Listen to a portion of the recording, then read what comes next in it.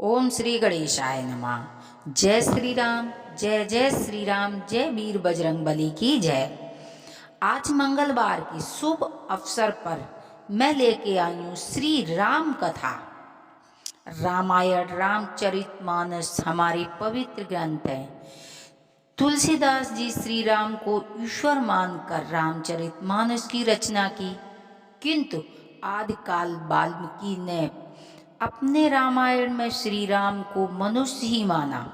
तुलसीदास जी ने रामचरितमानस को राम के राज्य अभिषेक के बाद समाप्त कर दिया।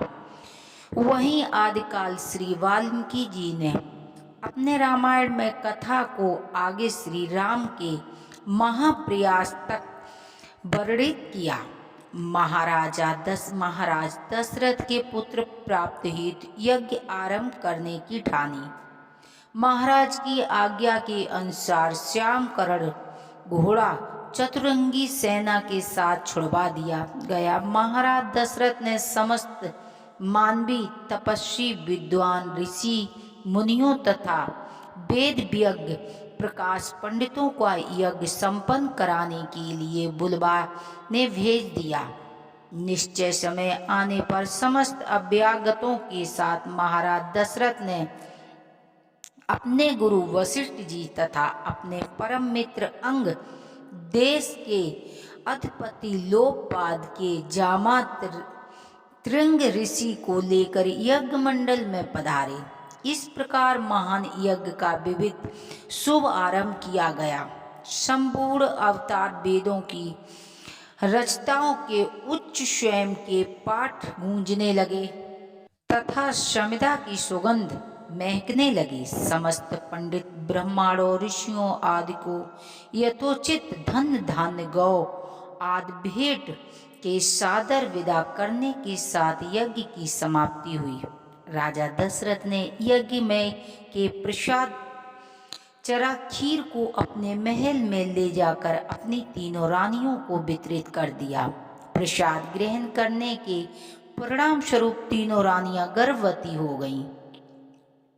जब चैत्र मास के शुक्ल पक्ष की नवमी तिथि को पूर्व सूर्य नक्षत्र में सूर्य, मंगल, शनि, बृहस्पति तथा शुक्र अपने अपने उच्च स्थानों में विराजमान थे, कर्क लगन का उदय होने की ही महाराज दशरथ की बड़ी रानी कौशल्या के गर्भ से एक शिशु का जन्म हुआ, जो कि नील वर्ण चुम्बकीय आकर्षण वाला अत्यंत तेजोमय पराक्रम क्रांतिवान तथा अत्यंत सुंदर था।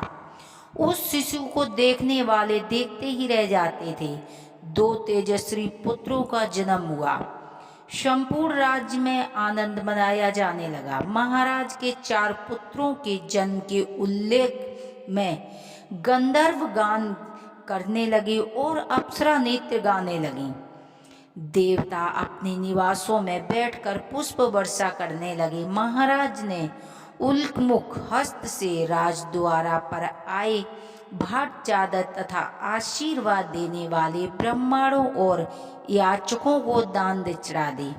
पुष्कर में प्रजाजनों को धन दान तथा दरबारियों ने रत्नों आभूषणों प्रदान किए। 4 पुत्रों को नामकरण संस्कार महर्षि वशिष्ठ के द्वारा किया गया था। उनके नाम रामचंद्र, भरत, लक्ष्मण और शत्रुघ्न रखे गए।